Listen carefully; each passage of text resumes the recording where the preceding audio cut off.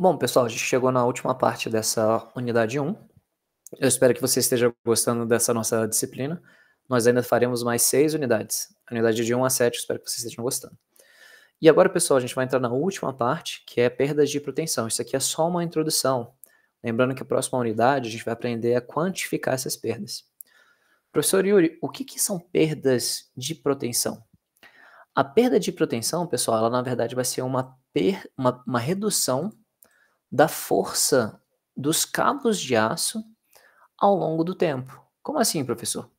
Quando a gente dimensiona uma estrutura de concreto protendido, pessoal, a gente tem lá uma força inicial, tá bem?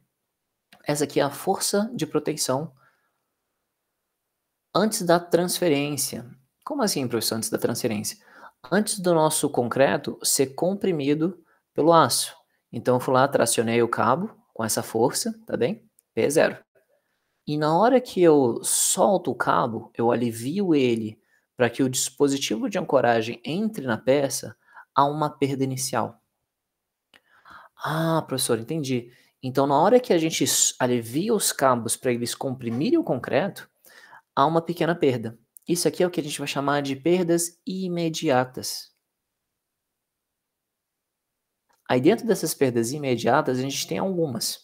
Elas estão todas ali descritas no nosso slides. A primeira delas é uma perda de acomodação de ancoragem, o que a gente falou. A ancoragem ela entra mais ou menos meio milímetro dentro da peça, e isso provoca uma pequena perda, tá? A gente vai também ter perdas por atrito, tá? Mas, professor, perda por atrito, inclusive na cordoalha sem aderência, inclusive nela, porque elas vão estar relacionadas à geometria do cabo. Cabos retos têm menos perdas, por exemplo. Cabos curvos, eles tendem a ter mais perdas por atrito. E por último, a gente tem um encurtamento da própria peça de concreto. Ah, professor, então na hora que esse cabo ele transfere a força para a peça, pelo aquele próprio princípio, né, de mecânica, o material ele é encurtado, né? Ele reduz um pouquinho aqui o comprimento dele, quando você transfere esse carregamento, né, por efeito Poisson, natural, tá bem? Então isso acontece. Então são esses 3 tipos de perdas imediatas. E ao longo do tempo também acontece o afrouxamento, tá? Então acontece uma perda, que é o que a gente vai chamar de perdas ao longo do tempo, que são perdas infinitas. Tá? Então aqui é o que a gente vai chamar de perdas diferidas. Diferidas, tá bem? Ou perdas ao longo do prazo. Essas perdas ao longo do prazo, pessoal, elas são perdas que vão estar relacionadas às propriedades reológicas dos materiais. A propriedade reológica são as propriedades mecânicas dos materiais que se alteram ao longo do tempo, tudo bem? Então é isso, nós temos 3 perdas principalmente. Nós temos a nossa relaxação dos cabos de proteção. Isso aqui é muito observado, sabe aonde, pessoal? Num violão. Os violinistas, as pessoas que tocam violão, os guitarristas, etc., ao longo do tempo, eles têm que fazer o aperto, né, dos cabos, dos fios dele, porque ao longo do tempo acontece a relaxação dos cabos, tá bem? Acontece também outras perdas relacionadas à própria retração do concreto, a gente vai entrar em mais detalhes sobre isso nas próximas unidades, mas a retração, ela vai ser o seguinte, toda vez que o concreto ele ganha resistência na reação de hidratação, aquelas partículas de cimento estão absorvendo água, né? Só que você tem uma partícula de cimento, uma partícula de água. Uma absorve a outra. Você tinha anteriormente 2 partículas, agora você só tem uma. Então o concreto ele vai encurtando ao longo do tempo. Isso não somente em relação à retração, mas também em relação à fluência, tá? Que é a deformação lenta. Então esses estados de deformação, que são variações das peças de concreto ao longo do tempo, elas são intrínsecas ao material. Elas sempre vão existir, tá bem?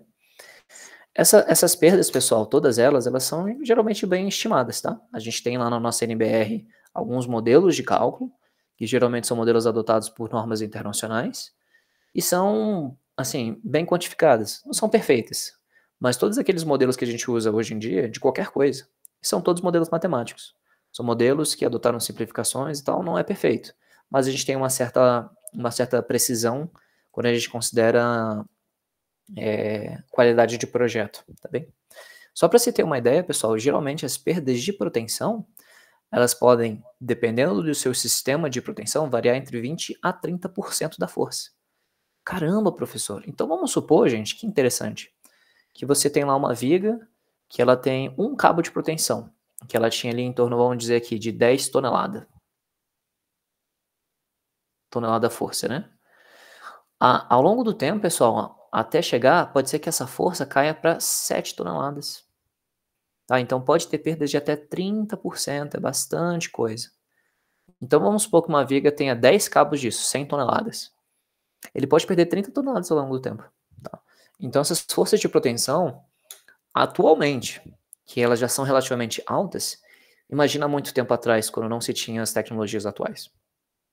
É por isso que aquele engenheiro, Freycinet, ele gastou tanto tempo da vida dele, né? Perdendo, não gastando, né? Mas investindo muito tempo da vida dele para quantificar essas perdas, que eram muitas. Então, anteriormente, essas perdas eram muito maiores que 30%, e era por isso que ela inviabilizava alguns sistemas antigos. Tá bem?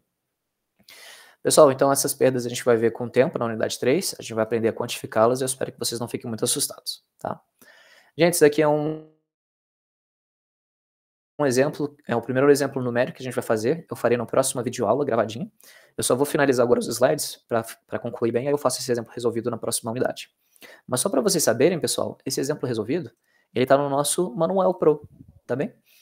Ele está, na verdade, exercícios resolvidos. Eu posso compartilhar isso aqui com vocês também nas descrições do vídeo da primeira aula, fiquem atentos lá. Este exercício aqui resolvido, a gente vai fazê-lo juntos, tá bem? Na nossa próxima aula gravada. Eu vou deixar gravadinho aqui as etapas para vocês verem basicamente as diferenças, tá? Então essas anotações ficaram muito bacanas, tá? Bom, pessoal, com isso a gente chega... isso aqui é o trabalho de casa para os alunos da graduação. Se você puder acompanhar essas nossas aulas, tente fazer isso, seguindo as nossas orientações que nós fizemos, tá bem? Acho que vocês vão gostar bastante. Isso aqui é a autoavaliação da unidade.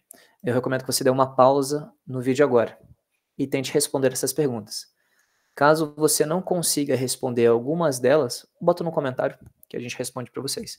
Mas são questões que a gente fez e respondemos durante essas aulas que eu acho que vocês conseguem, sabendo responder essas, vocês já entenderam bem essa primeira unidade. Tá bem, pessoal? Dúvidas, mandem por e-mail. E eu gosto de encerrar essa unidade com essa frase famosa do Henri Poincaré. Ele era um Poincaré, não sei como pronuncia, mas era um matemático francês. Ele fala o seguinte: um princípio ele não é verdadeiro nem falso, ele é conveniente. Ou seja, os princípios que a gente adota, geralmente, eles não são matematicamente explicáveis, né? Mas eles funcionam, tá? Então isso é uma coisa importante para a gente levar aí para nossa vida como engenheiros. Pessoal, espero que vocês tenham gostado. Fique atento à última aula dessa unidade e bons estudos.